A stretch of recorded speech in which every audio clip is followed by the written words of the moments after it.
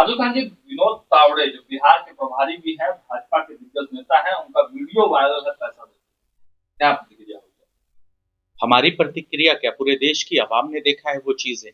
एक भ्रष्टाचारी अब भारतीय जनता पार्टी के गोद में बैठा हुआ है, बिहार प्रदेश वासियों के वो बिहार के प्रभारी विनोद तावड़े जी।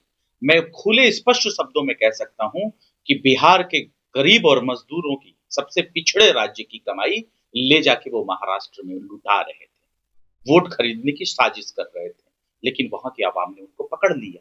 तो ये करप्शन है भारतीय जनता पार्टी के डबल इंजन की सरकार का, जो बड़े बड़े दावे करते हैं, इरादे करते हैं, लेकिन पता चलता है जिसको भ्रष्टाचारी कहते हैं उसको अपने गोद में बिठाते हैं।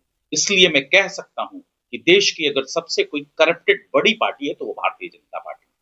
और ये तो आपके पास साक्ष्य है। लोग कहते हैं कि हाथ कंगन को आरसी क्या, पढ़े लिखे को फारसी क्या। विनोद तावड़े पैसे के साथ, करोड़ों रुपए के साथ पकड़ा गया है।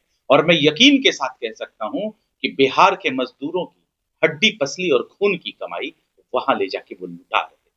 लेकिन उन लोगों का तो कहना है कि आप इसको झूठ-मूठ का तूल दे रहे हैं, क्योंकि जो वीडियो वायरल है, उसमें जो रुपए, जो आंकड़े आप लोग बता रहे हैं, वो कहीं न कहीं गलत है। सरकार उनकी है, केंद्र में बैठे हैं, बिहार में से लेके केंद्र तक सरकार उनकी है, सत्ता उनकी है, जवाबदेही उनकी है, सीबीआई उनकी है, ईडी उनकी है, कोई भी डिपार्टमेंट उनका है।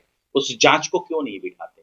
ये तो वही बात हो गई जिस तरीके से बिहार में आपने गृह विभाग का कोई एक एविडेंस नहीं देखा, इन्वेंट्री नहीं देखी, और कह दिया गया कि फलाना चीजें चोरी हो गई, लेकिन उसके बदले में वो एक रिपोर्ट तक नहीं दिखा पाए, एक कागज का टुकड़ा नहीं दिखा पाए।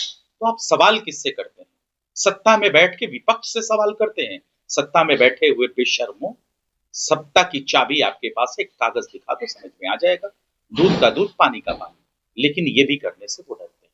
आजू खान जी, आज चुनाव हुए हैं, क्या लग रहा है कि इस चुनाव में विपक्ष जो बिखरा पड़ा हुआ है, एकजुट होगा, अच्छी खासी आएगी? सबसे पहले तो मैं आपको करेक्ट कर दूं कि इस इलेक्शन में, जब से 2024 के इलेक्शन हुए, सरकार में बैठे हुए लोग बिखरे नजर आए हैं, विपक्ष एकजुट दिखा है। और विपक्ष इतना एकजुट था कि सरकार में बैठे हुए लोग 5-5 चीज लेके आते हैं संसद के पटल में और उसको वॉकआउट कर जाते हैं।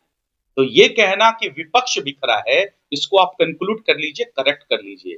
विपक्ष बहुत मजबूत है, सरकार बहुत कमजोर है। क्योंकि आपने देखा बिहार से लेके देश तक कि इनके ही पार्टियों में जो एनडीए के गठबंधन के लोग हैं, हर चीजों में 2-3 सुर निकलते हैं। तो ये तो खुद एक नहीं है, और हम इलेक्शन जीत रहे हैं। इंडिया इलेक्शन जीत रही है।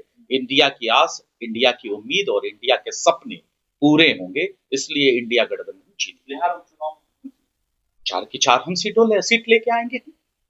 डेफिनेटली हम चारों की चारों सीट लेके आएंगे। बिहार एनडीए के घटक दलों में से एक पशुपति पारस एनडीए से नाराज बताए जा रहे हैं, क्या आपकी तरफ झुकाव हो सकता है? देखिए, ये तो राजनीति में कब किसका कौन हिस्सेदार हो जाए, कौन किसके साथ आ जाए, ये तो कहना बड़ा मुश्किल है। मुश्किल ही नहीं है, इसमें हमेशा कुछ न कुछ बनी रहती हैं, जो दूरियां दिखती हैं वो नजदीकियों में तब्दील हो जाती है। तो राजनीति का हिस्सा है, लेकिन वक्त का इंतजार करिए, आने वाले वक्त में देखिए होता क्या है। आप लोगों की तरफ से कोई ऑफर जाएगा क्या? ये हमारा शीर्ष नेतृत्व तय करेगा, और हम किसी को ऑफर नहीं देते हैं। नीतीश कुमार जी की अगर हम बात करिए, तो नीतीश कुमार जी वंचित, शोषित पाए गए, असहाय, बेबस, लाचार समझ में आए, तो वो 2 बार आए, और 2 बार आए तो हम लोगों ने समाजवाद के नाते बाएं फैला के उनका स्वागत किया। ये तो पशुपति पारस जी हैं। हम समाजवाद के नाते, इंसानियत के नाते, जो भी गरीब, वंचित या फिर दबला कुचला, असहाय, बेबस महसूस करेगा, हम उसको गले लगाने का काम करेंगे। लेकिन पशुपति पारस जी के साथ जो कुछ हुआ, उनका बंगला छीन लिया गया, उनका ऑफिस छीन लिया गया, पार्टी में तोड़फाड़ हो गया, तो लग रहा है कि इसके पीछे कहीं न कहीं एक बड़ी साजिश। इसीलिए तो हम कहते हैं कि भारतीय जनता पार्टी से सटोगे तो बटोगे। आपके घर चले जाएंगे, आपके सिंबल चली जाएगी, आपकी पार्टी चले जाएगी, आपका बंगला चले जाएगा। आप जिस घर के सदस्य रहते हैं, उस घर के सदस्यों में एक लकीर बन जाएगी। यही भारतीय जनता पार्टी का ट्रैक रिकॉर्ड है, बिहार से लेके महाराष्ट्र तक, महाराष्ट्र से लेके हरियाणा तक। इसीलिए तो हम कहते हैं कि भारतीय जनता पार्टी से अपने आप को बचा लीजिए, शायद देश भी बच जाएगा, परिवार भी बच जाएगा, आपकी इज्जत, मान, मर्यादा और प्रतिष्ठा भी बच जाएगी। है।